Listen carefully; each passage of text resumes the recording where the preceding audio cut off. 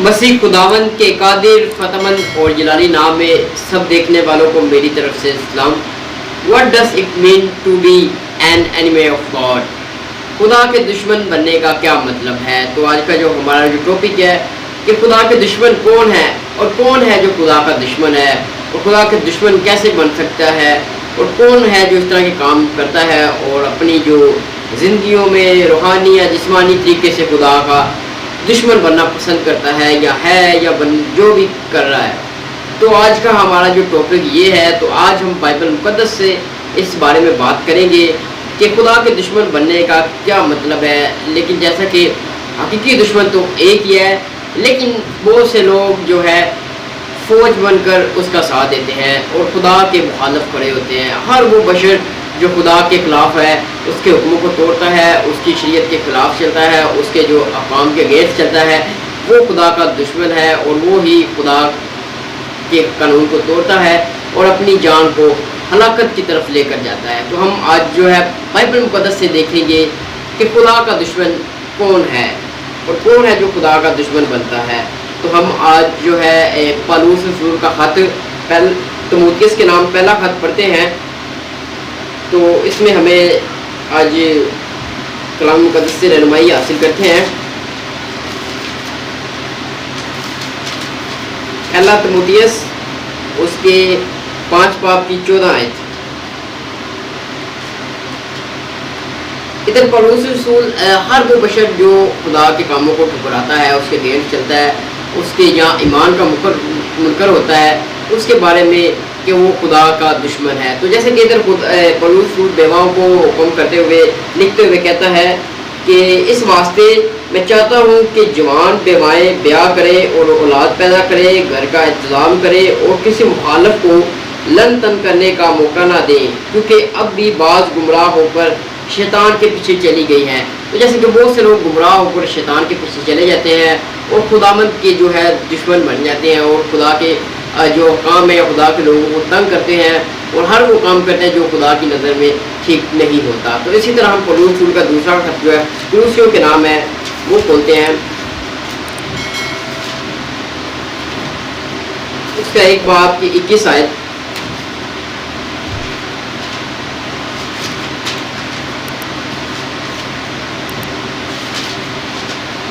کولوسیوں 1 باب کی 21 آیت میں لکھا ہے، اور تم کو بھی جو پہلے خارج اور برے کاموں کے سبب سے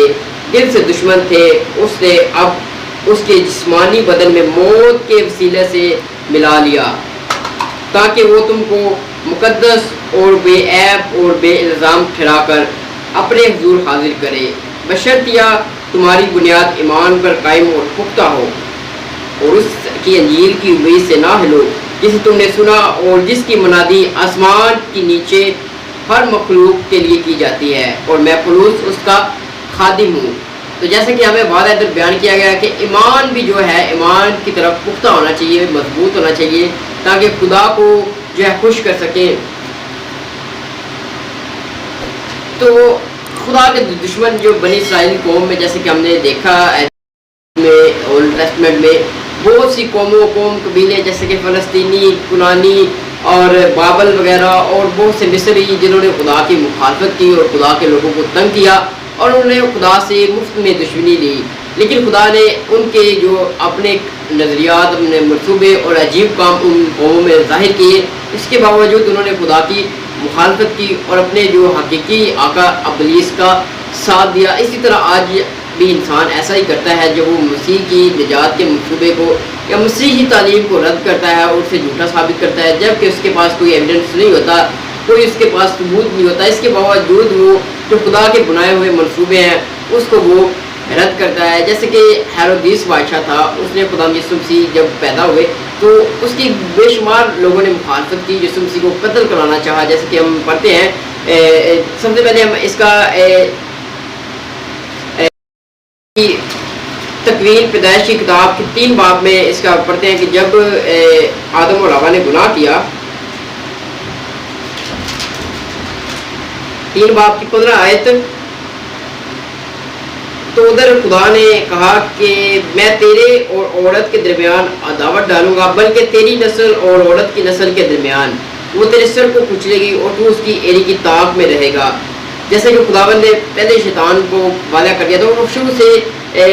شیطان مخالفت کرتا ہے مسیح کی۔ جب مسیح پیدا ہوا تھا، جب ہم ہیرودیس بادشاہ کے دور میں یسوع مسیح جب بیت لحم میں پیدا ہوئے، تو ادھر متی کی انجیل میں ہم پڑھتے ہیں کہ جب اس کو پتہ چلا کہ میری بادشاہ کو خطرہ ہے کہ یہودیوں کا بادشاہ جب پیدا ہوا ہے، تو اس نے مطلب مجوسیوں سے کہا، بلایا اور ٹھیک اس کی جو ہے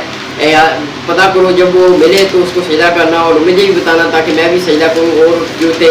مجوسی، اس نے خواب ہدایت پا کر راستہ بدل لیا اور بادشاہ کی طرف نہ گئے، تو بادشاہ کو بہت غصہ تھا کیونکہ اس نے بہت سے عبرانیوں کے بچے بھی قتل کروا دیے تھے۔ یہی اس نے مخالفت کی تھی خدا کی۔ جیسے کہ ہم اس کے 2 باب پڑھتے ہیں، اس کے 2 باب کی گوسپل آف میتھیو، متی کی انجیل، اس کے 2 باب کی 13 آیت۔ جب وہ روانہ ہو گئے تو دیکھو خداوند کے فرشتے نے یوسف کو خواب میں دکھائی دے کر کہا کہ اٹھ، اپنے بچے اور اس کی ماں کو ساتھ لے کر مصر کو بھاگ جا اور وہاں رہ جب تک کہ میں تجھے نہ کہوں، کیونکہ ایسا ہوگا کہ ہیرود اس بچے کو ڈھونڈے گا تاکہ اسے ہلاک کرے۔ تو وہ اٹھ کر رات ہی کو بچے اور اس کی ماں کو ساتھ لے کر مصر کو روانہ ہو گیا اور ہیرودیس کے مرنے تک وہی رہا، تاکہ جو خداوند نے نبی کی معرفت کہا تھا وہ پورا کہ دیکھو میں نے اپنے بیٹے کو مصر سے بلایا۔ تو اس حوالے کی اگر بات کریں تو خداوند یسوع مسیح جب شروع سے پیدا ہوا تھا اس وقت ہی وہ شیطان اس کی مخالفت کرتا تھا تاکہ وہ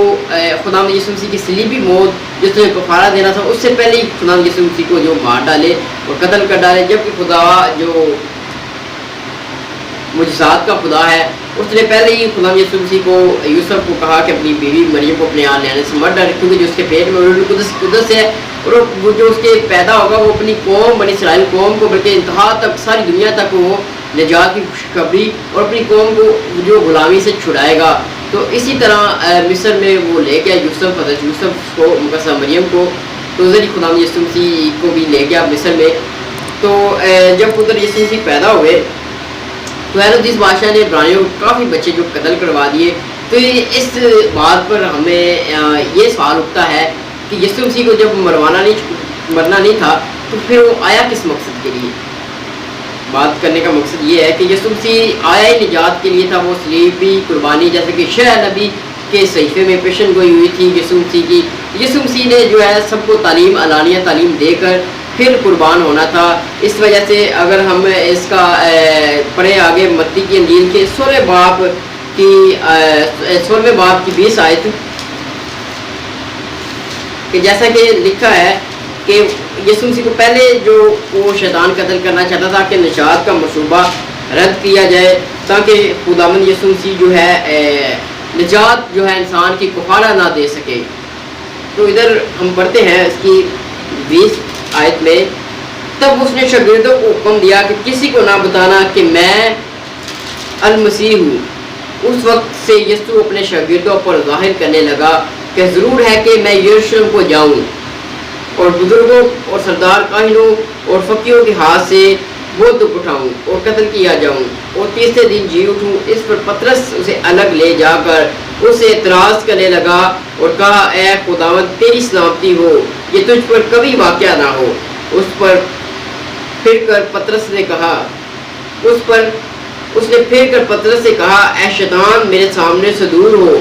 تو میرے لیے ٹھوکر کا باعث ہے، کیونکہ تو خدا کی باتوں کا نہیں بلکہ آدمیوں کی باتوں کا خیال رکھتا ہے۔ جیسا کہ پطرس میں شیطان جو ہے پطرس میں ہو کر خدا یسوع مسیح کو یہ کہہ رہا تھا کہ تجھے مطلب وہ قربانی جو تو نے دینی ہے جو جس منصوبے کے لیے آیا ہے وہ نہ ہو، لیکن خدا یسوع مسیح نے پطرس سے کہا کہ تیرے اندر سے شیطان دور ہو۔ اسی طرح مخالفت کرتا ہے شیطان اور آدمیوں کے ذریعے، کیونکہ آدمیوں کو جو کچھ نظر آتا ہے، کیونکہ انسان جو ہے ایک ظاہری صورت دیکھتا ہے لیکن خدا دلوں پر نظر کرتا ہے۔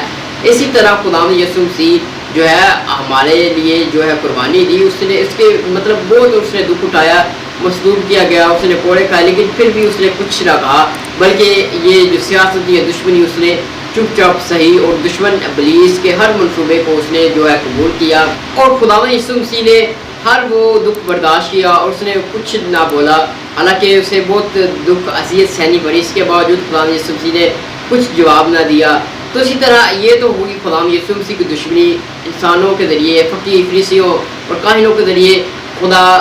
کے جو منصوبے کو رد کیا، اور انسانوں کے ذریعے شیطان نے جو ہے اپنی مخالفت جاری رکھی، اور شیطان نے انسانوں کے ذریعے خدا سے دشمنی دی اور انسانوں کو بھی خدا کا دشمن قرار دیا۔ جیسے کہ رسولوں نے جب منادی کرنے لگے تھے تو اس وقت ان کی بھی بڑی مخالفت کی، ان انسانوں نے کی، اور ان انسانوں کے اندر شیطان نے ہو کر ان کی مخالفت کی۔ جیسے کہ ہم رسولوں کے اعمال پڑھتے ہیں تو اس کے 2 باب کی، رسولوں کے اعمال اس کے 2 باب کی 23 آیت پڑھے تو ادھر لکھا ہے، جب وہ خدا کے قائم ارادے اور علم سابق کے مطابق پکڑوایا گیا تو تم نے اسی کو بے شرع آدمیوں کے ہاتھ سے سلیب دلوا کر قتل کیا، مگر خدا نے موت کے دکھوں سے آزاد کر کے اسے زندہ کیا، کیونکہ ممکن نہ تھا کہ اس کے قبضے میں رہتا، کیونکہ داؤد اس کے حق میں یہ کہتا ہے کہ میں ہر وقت خداوند کو اپنی نگاہ میں رکھتا رہا، کیونکہ وہ میری دانی طرف ہے تاکہ میں جنبش نہ کھاؤں۔ تو جیسے کہ یسوع مسیح کو بے شرع لوگوں کے سامنے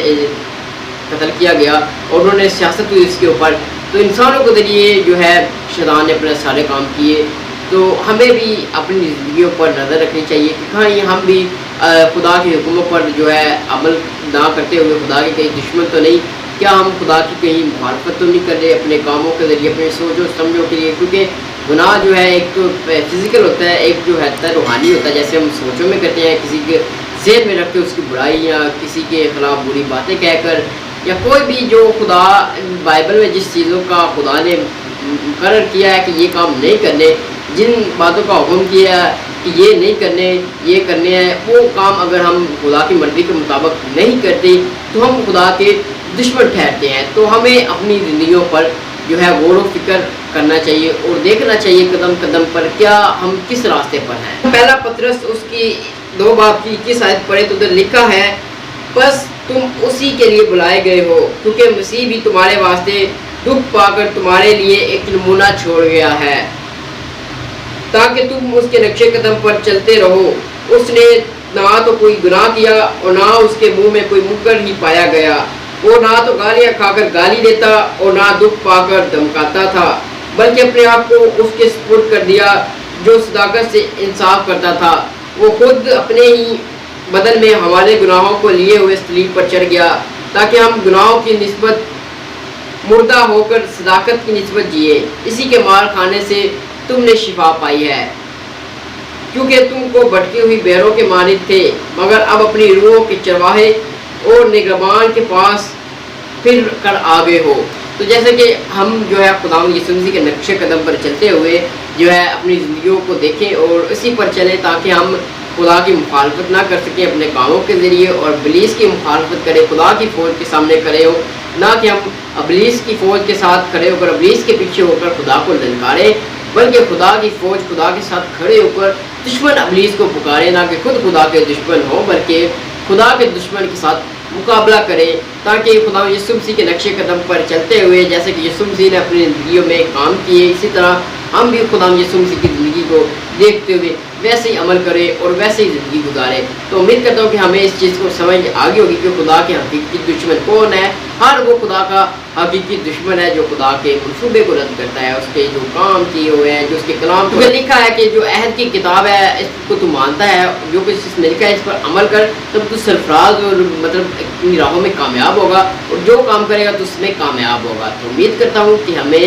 خدا کے کلام پر عمل کرنے کے لیے، زندگیوں میں دیکھنے کے لیے جو ہے خدا کی مدد کی ضرورت ہوگی، اور ہم اس کو پکاریں گے اور ہمیں جو ہماری آواز، جو ہماری دعا ہے اس کا جواب دے گا، تاکہ ہم اس کے نقش قدم پر چلتے ہوئے اس کی مرضی کو بجا لائیں۔ تو خداوند ہمیں ایسا کرنے کی توفیق عطا فرمائے، مسیح ہمارے خداوند کے وسیلہ سے، آمین۔